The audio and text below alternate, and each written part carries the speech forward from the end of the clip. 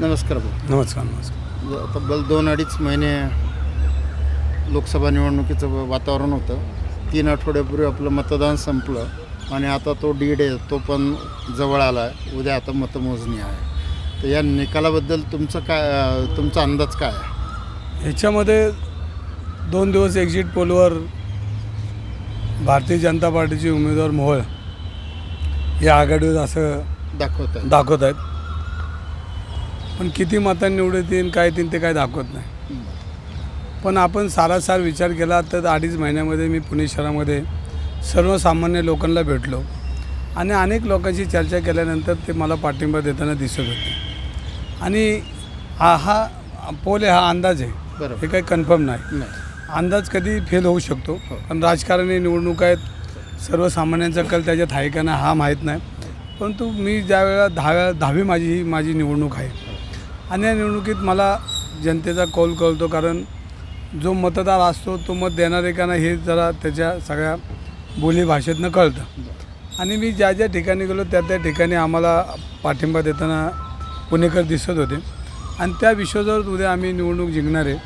पुणेकर उद्या निवडणूक जिंकून गुलाल खेळताना पुणेकर दिसतील आणि पुणेकरांचा उमेदवार निवडून येईल हा माझा विश्वास आहे. हे जे तुम्ही आत्ता सांगितलं की मी लोकांमध्ये फिरलो त्यावेळेस मला जाणवलं की लोकमत आपल्या बाजूने आहे. कोणते घटक विशेषतः म्हणजे कोणत्या मुद्द्याला लोकांनी मान्यता दिली असं वाटतं? बघा, ह्याच्यामध्ये गेल्या 10 वर्षामध्ये भारतीय जनता पार्टीचं सरकार पुण्या देशामध्ये होतं आणि 10 वर्षामध्ये पुण्याला दिलं काय, मग पुण्याला काय दिलं ह्याचा बी हिशोब लोकांनी बोलत होते.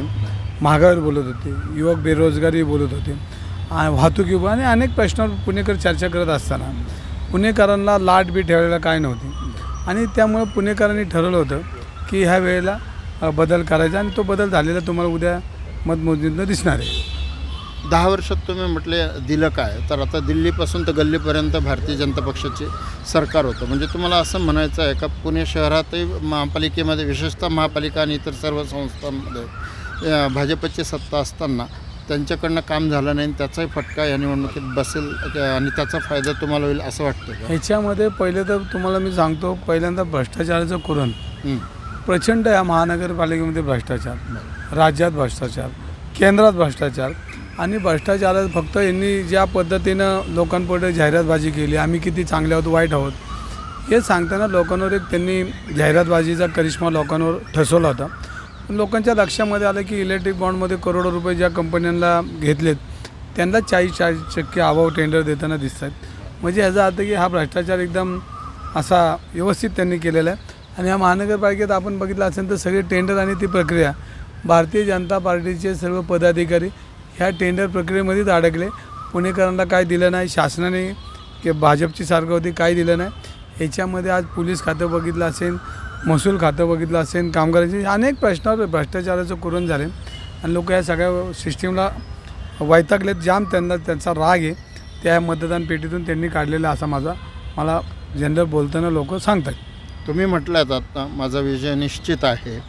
एक तुम्हाला काय वाटतं किती मतांचा फरक पडेल असं तुम्हाला वाटतं? बघा, याच्यामध्ये पुणे शहरामध्ये बघा एक लाट निर्माण झाली होती आणि ती लाट अशी होती की एक सर्वसामान्य कार्यकर्ता आहे, पुणेकरांची नाळ असलेला कार्यकर्ता आहे आणि हा निवडून आला पाहिजे सर्वसामान्य लोकांच्या मनात होतं. त्यामुळे मी आता सांगू शकत नाही की मी किती मतांनी येणार आहे, पण मी निवडून येणार हे नक्की.